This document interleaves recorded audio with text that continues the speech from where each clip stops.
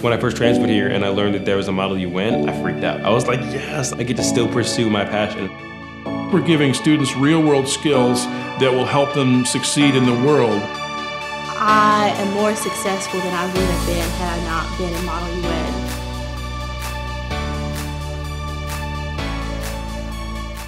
Churchill, Roosevelt, and Stalin dedicated their nations to the foundations for permanent peace through a United Nations organization. After World War II, all these nations came together and said, we need to make decisions as a cohesive body. So that formed the United Nations.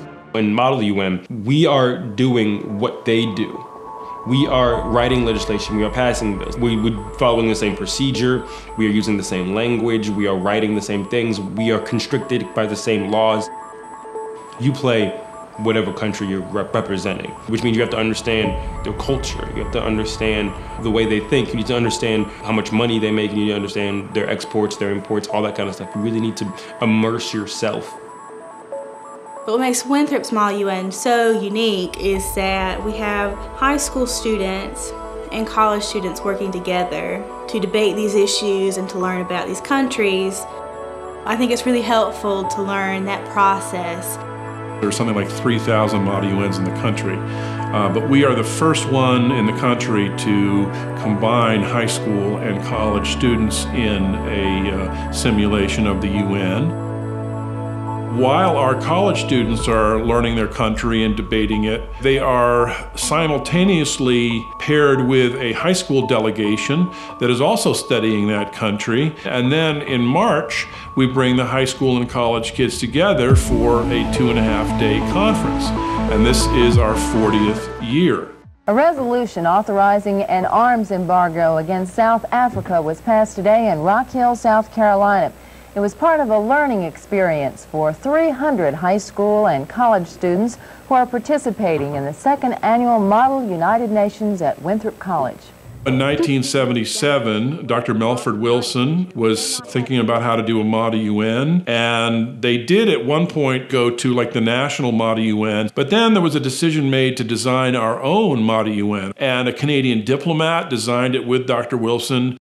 Teachers told my mom I had a stutter in like the first grade. Ever since then, I was in speech class for about 12 years. I was always interested in politics. I was in honors history my freshman year of high school, and my teacher saw that, and he said, you would love this thing called Model UN. So I was like, what is the UN? He told me the United Nations. I had no idea what that was. So I went back home and talked to my parents about it, and they were like, the UN, and like they told me all about it, and they were like, you should totally do it. I was like, I want to do this so badly, but I can't. Like I was paralyzed. It was like, I physically can't. Like, and whenever someone tried to tell me, oh, you can, it's like, you don't get it, you don't have a stutter, you wouldn't know. I was like, I'll give it one conference. I'll give it one conference, and if it crashes and burns, it crashes and burns, and I'm never doing it again. My name came. I stood up, borderline shaking, little freshman, and I would look up as I was talking, and people would like look at me intensely and like write down the things that I was saying and understanding my stance on things. The speech was good. If Model UN was not in my life, I might have overcame it at some point, but it definitely wouldn't have happened my freshman year of high school. The Model UN is not just about learning about the world. It gives a very important real-world skill that sometimes young people don't have, and that is kind of working on taking a chance and being assertive and taking kind of initiative. We're giving students real-world skills that will help them succeed in the world, whether it be public addresses or interviewing for jobs, or even learning to take initiative at their job so that their boss notices them. You get public speaking skills because you have to get up and talk to sometimes bodies with 200-300 countries in them. You get interpersonal skills. It's a beautiful concert of all those skills coming together at once. There are probably precious few programs like this that have endured 40 years. I think we've probably close to 2,500 people that have gone through it through the years.